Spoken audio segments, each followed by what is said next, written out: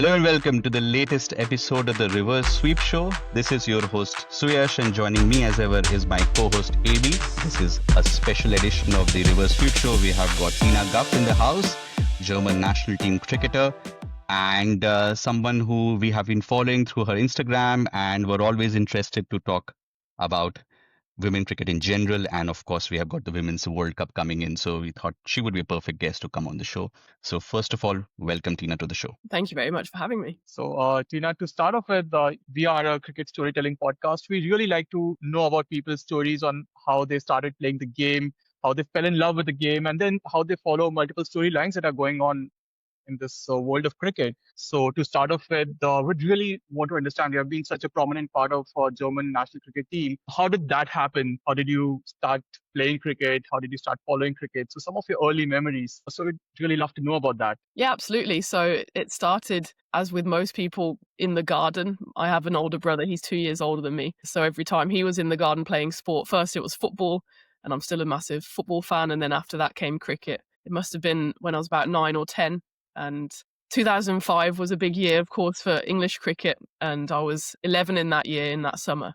And that was when it really started, the passion of watching the Ashes, of course. It was still on terrestrial TV at that point, so you could just tune it in and watch it. So I think we watched the test match during the day and then went out in the evenings into the garden and played cricket.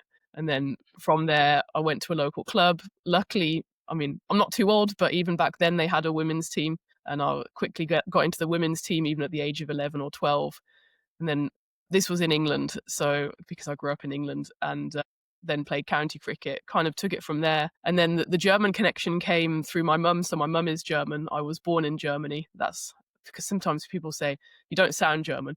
But I promise I sound German when I speak German. So I moved back to Germany after university. And then for the last 10 years now, I've been living in Germany. And I think that the German thing actually all started with a tweet. So I tweeted, I think something along the lines of, I wish there was more cricket in Germany. And the German cricket page, so the DCB, they tweeted back saying, hey, we're here, come join us. That's kind of how it all started. And obviously because I had a German passport, I could play straight away. When I started playing, that was back in 2015 for Germany. It wasn't full T20Is yet, so it was just kind of friendlies. But then, of course, we secured T20I status. We captained the first ever T20I for Germany, which was very cool. And yeah, the rest is history. So that was a very quick introduction to my life in cricket. But it's taken me to some amazing places since. Quick timeout. If you are loving this dive into cricket's wild twists and turns, hit that like button and subscribe to the Reverse Sweep Show. And if you've got that one friend who can't stop talking about cricket, share this episode with them and bring them into the squad. That's really cool to hear, Tina. And it's also interesting and funny to hear that the German bureaucracy, or the famed German bureaucracy, didn't come in the picture. You used Twitter to get introduced into the world of cricket in Germany. But it's a perfect segue to actually the next question, since you have been part of the German cricketing ecosystem for quite some time, from an observation of how the game has grown in Germany and the challenges that you have faced while coming up the ladder. What would you like to mention about that? Well, it's certainly challenging, and I think anyone who plays cricket in Europe will agree to that, because it's just about awareness of cricket. Obviously, somewhere in England or India or Australia, you say cricket and everyone's just saying, oh yeah, it's great, and this is my favorite player and I play and for this team. In Germany, you get the question, what's cricket? Or is that the one with the horses?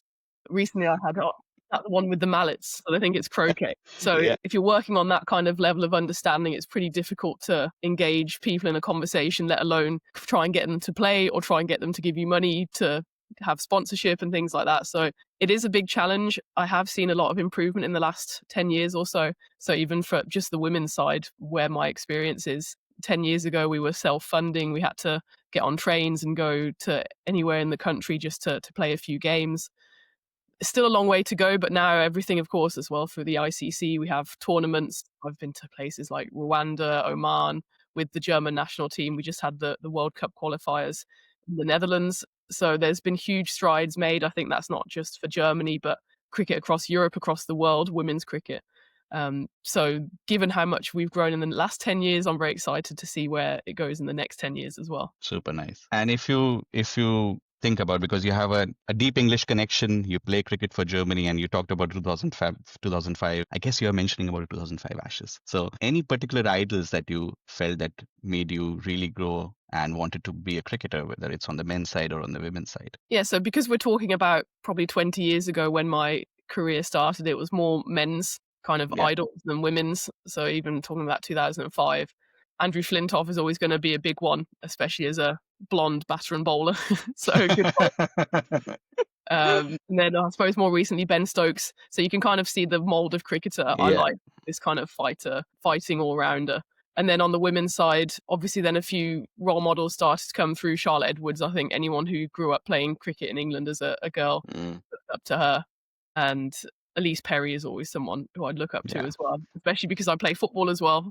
But not quite on the same level as she did, but anyone who can play for their country in two different sports, I think, is an absolute icon. One more thing which I picked up, you mentioned that you have played county cricket as well back in England. And it would be very interesting to see how your experience has been initially playing county cricket in England and then coming to Germany and then playing for the German cricket team. How would you compare that experience? What are the similarities, differences? I'm sure it would be vastly different. Yes, differences more so than similarities. So I played for Warwickshire growing up. So I was in the indoor school at Edgbaston from the age of 11 through to the age of 18. Every weekend doing training. I think it was 8 a.m. or 9 a.m. on a Sunday. It certainly felt very early when I was a teenager. And then you come to Germany and some of these girls have, well, first and foremost, they've never played on a grass pitch. So everything in Germany happens on asphalt. So even talking about a couple of weeks ago when we had the qualifier in the Netherlands, for most of those girls, that was the first time ever playing on a turf pitch. And then you just talk about facilities. This was, I was playing under 12s, under 13s county, which, okay, is a good standard, but it's just kids cricket. And we're playing at one of the best facilities in the world. And then you come to Germany for a national team, a women's national team. And it's no slight on Germany at all. It's just because of the facilities available, we're kind of training by ourselves in car parks and on the road because we just don't have the facilities. And that's, as Germany, a rich country, it's nothing really to do with money as a country, but as a cricketing nation, we're very, very poor. So we have just players who've never had that access to facilities. We have pretty much one net facility in the whole country, which is in Krefeld. That's kind of then called the National Performance Centre, kind of by default because it's the only place. So it's still a long way to go for Germany. The trouble is as well is Germany is a huge country. I think sometimes you underestimate that. I suppose growing up in the UK as well, where kind of a 4-hour drive is the one side of the country to the other. In Germany, you kind of don't even get out of the same state. So it's tough to get the national team together when we're all over the country. So if we get together once every couple of months, that's kind of good for us. So those are the challenges we deal with. And it was a bit of a shock to the system, I think, did county cricket, went to Oxford University, so I obviously had really nice facilities there. And then I come over to Germany kind of with my chest out, like, yeah, I'm a county cricketer. And they're like, oh, okay, get in the street and play some cricket. It was a humbling experience, but I think an experience that taught me a lot. And I think that the cricketer I am now is a much richer cricketer for having these 10 years in Germany as well, on top of the kind of 10 years I had as a child playing county cricket. Yeah. And since Germany has been awarded the T20I status by ICC and you guys continue to play that format of the game, and maybe when you were playing county, you played longer formats of the game as well. How do you see that? Do you think that it's something that you would enjoy personally playing as well? And what is the outlook of your other team members about playing longer formats of the game? Personally, I'd love to play longer formats. So 50 over, as you said, is what we actually played more of growing up. So 20, of course, was a thing, but even all the county age groups, you start by playing 30, 35 overs when you're, 11 to 14, and then you play 50 overs or 45. So T20 was never really a thing, maybe kind of a tournament that here or there. So I'd love to play a longer format for Germany. I've just seen recently that UAE women have played their first ever 50 over format. They beat Zimbabwe as well. So clearly there's scope for associate women's teams playing 50 overs. Again, it comes down to time and facilities and money. Those are kind of, I think, the holy trinity of associate cricket. And until we have those things, it's tough to push for that because we're kind of scraping by with budget to get tournaments going, playing against other sides. If you add then 50 over, which of course is longer, it's hard to see where that will come from in the next few years, but maybe 10, 15 years, it will come back. I suppose it's a wider question as well. 50 over cricket is not exactly the most popular form at the moment. But hopefully the World Cup coming up for the women will change that as well. Yeah, it's an interesting parallel with the men's game where the countries outside the big three, as they like to call it, are struggling with how to finance Test cricket and how to maintain. It's an interesting parallel. But again, I think we are doing perfect segues in the podcast so far. So now we get into the World Cup that's coming along that we were speaking about, the 50 over game. Tina, are you looking forward to the World Cup? I think that's a question that I know the answer, but in general, and discussing with your teammates about it, how actively are you looking into this? I'm looking into it more actively now. I will say over the summer I was so concentrated on my own cricket that Sure. I knew the Yeah. World Cup was coming up, but I was like, okay, Yeah. well, it's a nice thing, especially with the timing now, kind of after the English Yeah. summer. It's the perfect time to sit in the living room when it's pouring with rain and dark and watch the cricket from a hopefully less rainy couple of countries, although I'm not entirely convinced. I just remembered as well, I was in the last World Cup in India, the men's 50 over. So I went to one of the games there. I think it was New Zealand at Bangalore. I know they're not playing Bangalore in the Women's World Cup, but Yeah. I had a bit of a taste of a World Cup in India, and I'm jealous of anyone who's going to be there either playing or watching. So I know it's going to be great fun. It's always amazing watching matches in India. I think Suresh, you watched a couple of matches. Yeah, I You were watched able to India catch England them. in my hometown. That was a great game to follow. So yeah, I hope Women's World Cup and the crowd and the facilities are absolutely up to that mark, or at least close to that mark. It will be a great event to follow. But with everything which is going on, there are so many different storylines, so many different themes. Such an interesting mix of teams this time around in the World Cup, a very interesting format. What are the main storylines, themes that you are looking forward to, Tina, for watching in this World Cup? I think India is always going to be a big storyline. They're always a big storyline on and off the pitch, regardless of where they play. Because it's a home World Cup, I think there's a lot of pressure on them. Whether it's kind of fair pressure or not remains to be seen, because they have a lot of stiff competition. But following India is always exciting. And I think probably the other storyline then is who can beat Australia, or can anyone beat Australia? And I think it's probably been the storyline of women's cricket for the last, I don't know, 10, 15 years. I was going to say as a neutral, maybe I'm not quite neutral, but I would like to see someone else other than Australia win, having watched them smash England in the Women's Ashes earlier this year in Australia. It'd be a few exciting storylines to follow. It's always the way when you have a World Cup like this and there's a clear favourite. It's not always how it pans out, and I'm hoping this time there'll be a few upsets here or there. Yeah, we're not going to talk about the 16-0 or anything of that sort over here on this podcast. Yeah, but there are some other storylines also which we were really intrigued by. And you mentioned India, and of course we are big Indian team supporters, and we have also been following very closely. After the 2017 World Cup, actually, we have seen a rising popularity of this team in our country, and this time also, like, they are big on form, they are riding that wave. But then other factor that we also look at is they are not really playing at any grounds which they are familiar with. So how much of a host advantage can they get is something that we are really looking forward to seeing. And plus, then again, subcontinental conditions. England has a really strong spin attack. India has a good spin attack. So how does that battle of spin play out is also something that we'd be personally very, very excited to see.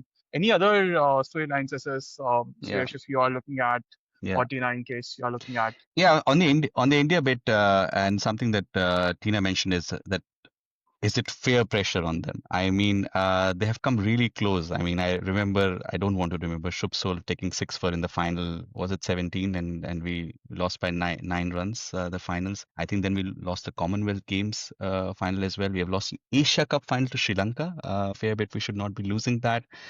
I think we lost the T20I final as well. So we're getting close. It's about knocking the door down.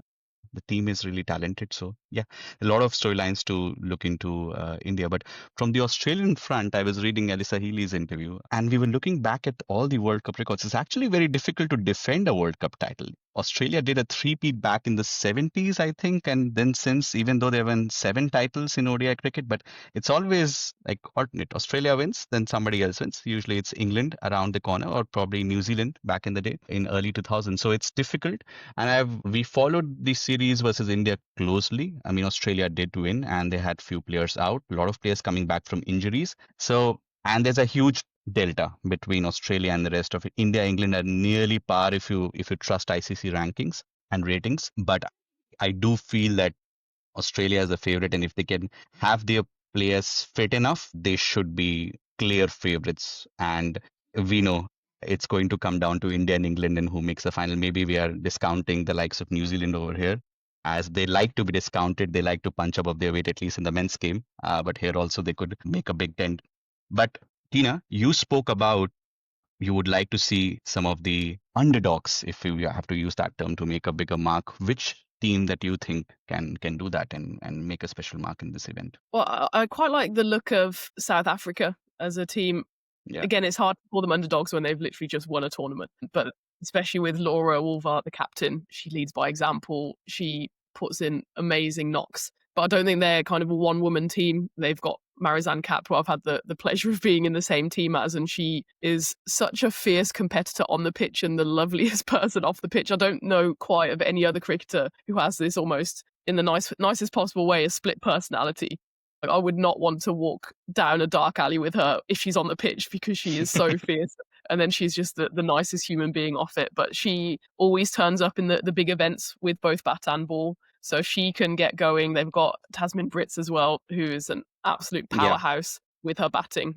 I think her form at the moment is unreal. I think she scored 4 of her last, or she's got 6 ODI hundreds, I think, and 4 of them have come in 2025. So she is an unbelievable batter in amazing form. So if you've got those 3 kind of firing, and then you've got the likes of Sune Luce as well and Nadine de Klerk, they could be ones to watch out for. As I said, it's hard to call them underdogs when you've got such talent inside, but I think there'd be someone to look out for. If we're kind of talking about India, England, and Australia as the 3, then I suppose the question is, who is the 4th? And I think if it's not New Zealand or South Africa, then someone has done something big, whether it's Sri Lanka or Pakistan. Sri Lanka, I suppose, it's hard to see past Chamari. Again, someone who I've been able to play with, and she off a really successful CPL and can do it with bat and ball as well. For Sri Lanka, it's always kind of the question, who else can step up? And that will remain to be seen. And if Chamari doesn't have a tournament, generally Sri Lanka don't have a good tournament. So there's a few interesting storylines beyond the top 3. And even if someone doesn't sneak through and kind of win the whole tournament, if there's just a few upsets here or there, I think those are the most memorable games of a tournament generally. The disadvantage, I suppose, of the longer format of the 50-over game is that there's generally fewer surprises, because in T20, you get your top 4 out from 4 great deliveries, and suddenly you can get even a team like Australia out for 100, 120. In the 50-over game, because it's longer and there's fewer risks taken, generally the best team comes out on top, especially when you've got a relentless winning machine like Australia. Correct. But you never know. Tournament cricket is a whole different beast, and who knows what will happen. Yeah, absolutely agree on the variance part. I mean, shorter the format, your variance would increase, and you are likely to get more surprises. And also looking at the format, I think they've fixed it to 8 teams, and they all play in a round robin format or in 2 groups. I think they are going to increase teams in the 29 edition. They are going to put to 10 teams. But again, if you have 8 teams and you're not doing 2 groups of 4, then again you're just decreasing the variance out of it. But on the Sri Lanka bit, it's such a heavy correlation with Sri Lanka doing well in a match or a tournament and Chamari Atapattu making a lot of runs and guiding. It's just like it goes like almost in parallel to each other. They have got really good top order with Samara Vikrama and Guru Singh, and I think the top 4 is like really good. But yeah, it would be a big surprise, as you said, if anyone apart from South Africa and New Zealand becomes the 4th team to reach the semi-finals and picking. But cricket is a funny game. We will see how it. Or for that matter, it could also be a surprise if one of Australia, India, or England miss out on the semi-finals. Yeah, I mean, I think England particular, they're a new team in terms of a coach. I think they've played less than 20 games as a new coaching setup. And Charlotte Edwards, I think, has already quite played down their chances. She said, if we get to the final, that's a victory for us, which I don't want to say is a cop-out because it's not, but I think that's maybe just trying to manage expectations to then, if they don't get through the group stages, to kind of say, well, we're new and finding our way. I think it will be a failure if England don't get through to the final 4. I wouldn't be massively surprised if they don't. I fully expect them to. But if someone like, New Zealand and South Africa get a great tournament going, it's not unlikely to have New Zealand, South Africa, India, Australia in the final 4. But maybe that's just me trying to manage expectations for England as well. I think at least personally for me in any sport, if I follow a World Cup, which happens once every 4 years, there's a bittersweet thing coming into the tournament for me is that for some players, it might be the last event. We might see the last of them. And then there will be so many exciting players to also look forward to because that will be the first time that the general populace would follow them.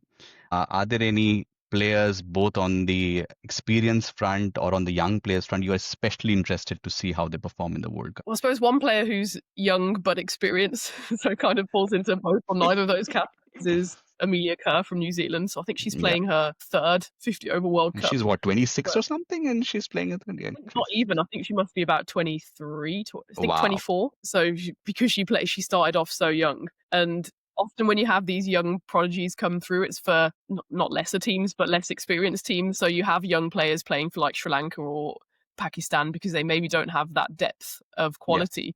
But to have a young player come through the New Zealand setup and absolutely dominate for the last kind of 6 years is unbelievable. I think she's the highest run scorer for New Zealand and wicket taker in ODIs, I think, in the last 5 years. So she's someone I really love watching, one to look out for New Zealand. I know obviously Susie Bates, Sophie Devine often take the headlines, but she's just such a quiet performer with both bat and ball. So looking forward to seeing her.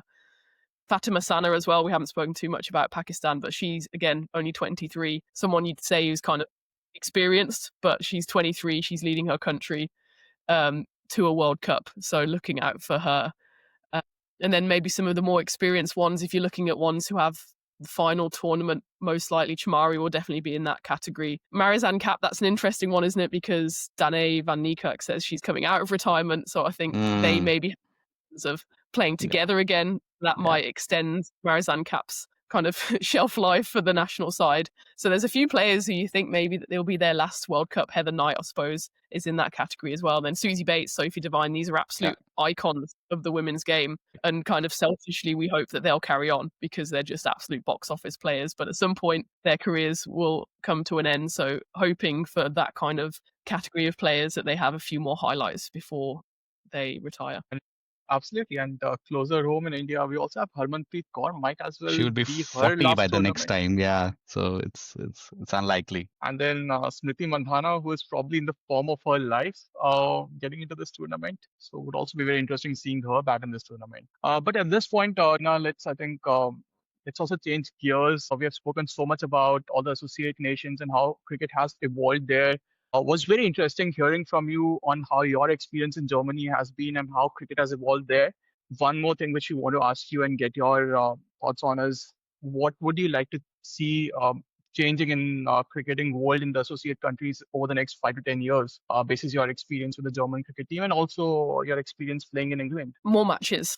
I think it's an easy thing to say, but these players, I think maybe I'm an exception because I've had the background in England, but the players in Germany or anywhere across Europe who are solely playing their cricket in Europe are just crying out for more matches because you can train in the best facilities in the world or you can train in a street, but it's no replacement for playing games. And I know ICC are kind of making steps towards that. So we had the World Cup qualifiers, the Division 1 a couple of weeks ago, and because we came 4th out of 4, we didn't get to any next stage, but Italy, who came 3rd, they're now going to this Emerging Nations Trophy in Thailand in November.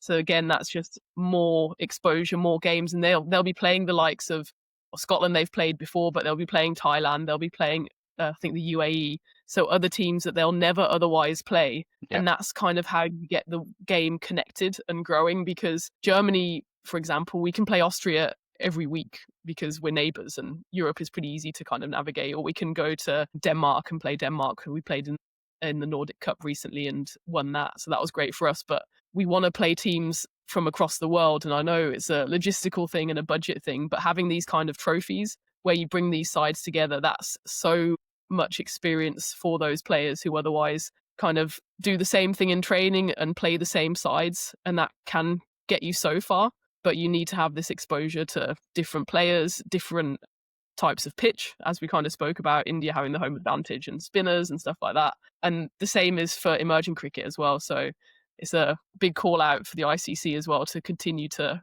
promote associate cricket, because there's so much talent out there and it's just crying out for support. And if you get that support, then you can see things grow. Of course, fair break was a massive thing, and there's kind of whispers that something is coming back. I'm really hopeful that will be the case, because fair break was such a unbelievable boost for associate cricketers, having players from Bhutan and UAE playing in the same side as, you know, Marizan Kapp, Danny Wyatt, Susie Bates, and that was just my team, was such an insane experience. It grew more in those 2 weeks than probably through 2 years of playing for your national side, which is nothing against those national sides. It's just about exposure and experience. There's my impassioned plea to the ICC to continue to support associate cricket. I think we'll definitely tag ICC on this and clip this out from the podcast. Sure. But I think on the leveling up of skills aspect, it's so important, and even for the exposure of the game itself. I mean, India as a national team has done pretty well in the women's side, but the WPL has taken off and has got a lot of new viewers. And as you mentioned, when players from teams that do not get exposure to the top end of cricket, and then they get to share the same dressing room and talk to players. So if there are even more leagues, that could be also super helpful for players to level up. But yeah, I mean, we listen and we appreciate the impassioned plea that you make. And I think it's necessary. We would also love to follow the women's game a lot more. There's a very, very different flavor and a lot of different skills to admire about the women's game. So yeah, we hear you, and we definitely feel about it as well. But again, this podcast changes gears quite quickly. We have prepared a fun quickfire segment for you, Tina, and I will let AB take it away. So AB. Yeah, so I'll quickly give you 5 questions, and just be on the cue, take assumptions that you feel are valid and fair. And then we want to hear your quick opinions on that. Sure. So if you're ready, we'll start. Let's go. Okay, so the first one, who would you pick? Smriti Mandhana or Alyssa Healy? Alyssa Healy.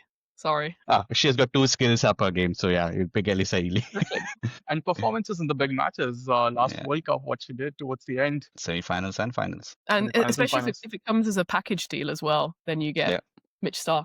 So, you know. Yeah, that's a good one. Yeah. Moving on to the next question, Elise Perry or Nat Stewart-Brand? Oh, that's a brutal one. I mean, I think Elise Perry, because she'll be in my football team as well then. Yeah, there's again 2 skills at play over here, soccer as well as. I'm greedy. If I'm going to kidnap one of these players, then I'm going to use them for everything they're good for. Amazing. So the next one, who do you think is the most underrated player right now in women's cricket? I'd say probably Ash Gardner. She's quite often underlooked. Or overlooked, not because of her skills, but because of the unreal talent in the Australian side. Right. But she's such a performer with bat and ball, especially when she's needed most, because she often comes in when the top order has failed, or she has to bowl when a wicket is needed, and she seems to do that every single time. So she often doesn't get the headlines when you've got absolute superstars like obviously Meg Lanning in the past, and Alyssa Healy and Elise Perry. But I think Ash Gardner is someone who'd always be the first name on my team sheet. Interesting. Now the next one, and I think you've spoken about it a little when you were talking about Alyssa Healy and Elise Perry. Who is the dream player you would want as your teammate? I suppose if we want to assume they're already in my team, and this is like the world's best cricket team, I think I'd probably put Nat Stewart-Brand in there as well. I'm curious how to see how she'll go with the captaincy, because I don't always think it's the best idea to make your best player captain. But if anyone can do it, she can. Again, mostly with bat, but she started bowling again, I think, in the warm-up against New Zealand a couple of weeks ago. So she can chip in with a few wickets as well, then she could be very dangerous for England. So yeah, she'd always be in my team. Amazing. Now the final question, Tina. What are your predictions for the Women's World Cup? Who do you think will be the finalists, the winner, and the player of the tournament? Okay, so I'm going to go probably safe and go Australia-India final. Mm-hmm. Australia win, just because I think they have that winning mentality. I'm going to give Ash Gardner her limelight, so I think she will step out of the shadows of the Australian superstars and get player of the tournament, because I think at some point she will be recognised for what she brings with both bat and ball. The amount of time she's kind of top 5 in both of those skills in terms of runs and wickets, and no one really talks about her. So her player of the tournament, I think, and Australia winners. Yeah, that's the most rational pick that we can have in finalists and winners of the tournament. But yeah, I think very difficult to argue against it. But yeah, there you have it. There we had the rapid fire section. People in the comments might say that wasn't really rapid fire-ish, but I think there was well thought out answers, and we can make it rapid fire-ish as well. But yeah, yes, that was kudos to you, Tina, on that one. But yeah, from the reverse sweep show, we look forward to the Women's World Cup, and we would post our predictions as well. They might be very close to what Tina actually said. We might have some arguments over the player of the tournament. But yeah, that was the episode all about. We are going to publish more content around Women's World Cup going forward. We thank Tina so much for coming onto the show and being such a good sport, sharing her thoughts about the game in the Associate Nations, as well as her general thoughts on how the World Cup is going to pan out and what storyline she's looking forward to. And we will continue to follow her journey and German national team journey over Instagram and European cricket. We will link all the handles in the show notes. But yeah, that's all from our side. And thank you so much for tuning. Keep following us on Instagram and YouTube. Bye-bye.